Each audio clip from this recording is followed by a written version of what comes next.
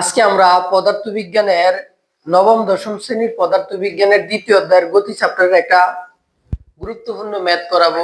তোমরা সবাই রেডি? আমাদের ম্যাথটা হচ্ছে একটি হরিণ 72 কিলোমিটার পার আওয়ার সুষম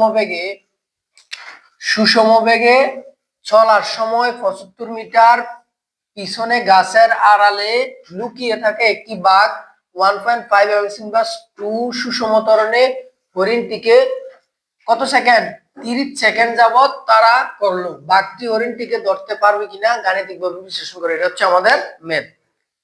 আমরা চিত্রে দেওয়া আছে যে একটা বাঘ 1.5 2 ত্বরণ নিয়ে পিছনে আছে 75 মিটার পিছনে হরিণের।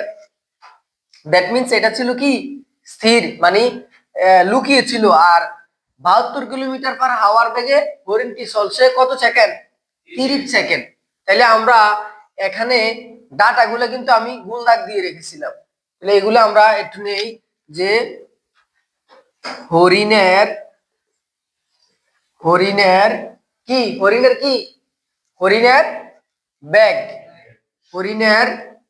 বেগ v equal 72 kilometre per hour. তাহলে 72, এটাকে যদি আমরা মিটার পার সেকেন্ডে নেই তাহলে 1000 দিয়ে কি দিতে হবে গুণ, আর 3600 দ্বারা ভাগ। 20 কাটলে 36 দুগুণে 72, 10 দুগুণে 20 এমস ইনভার্স 1। এটা হচ্ছে হরিণের বেগ। আর বাঘের ত্বরণ কত? বাঘের ত্বরণ দেওয়া আছে a ইকুয়াল 1.5 এমস ইনভার্স 2। আর এখানে সময় দেওয়া আছে কত t ইকুয়াল 30 সেকেন্ড।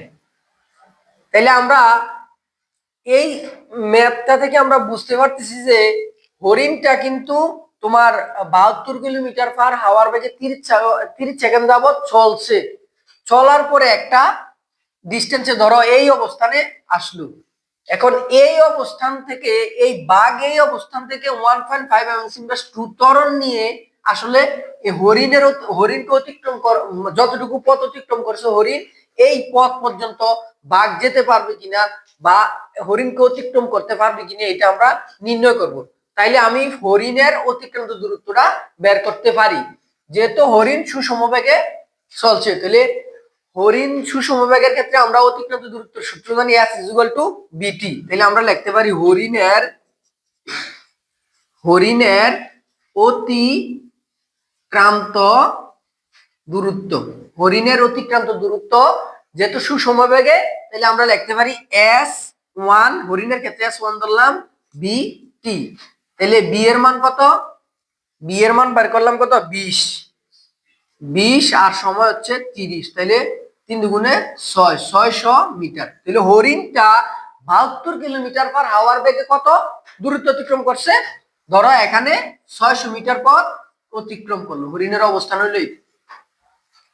এখন বাঘের ত্বরণ হচ্ছে কত 1.5 এমস ইনভার্স 2। কিন্তু বাঘ ছিল কি স্থির অবস্থান থেকে গেছে। স্থির অবস্থান থেকে যাওয়ার কারণে বাঘের আদি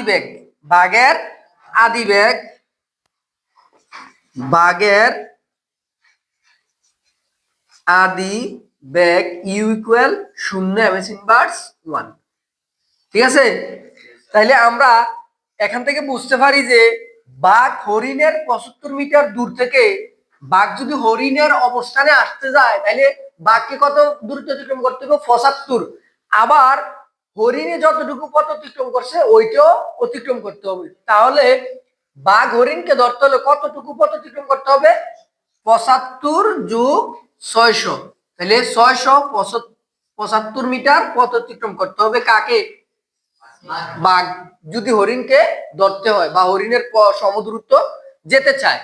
তাইলে আমার বাঘে বলছে সুষম ত্বরণে চলছে। তাহলে সুষম ত্বরণের ক্ষেত্রে আমরা সূত্রটা কি জানি? s = ut + ½ at²।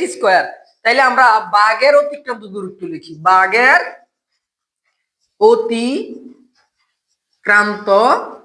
দূরত্ব s2 = ut + ½ at²।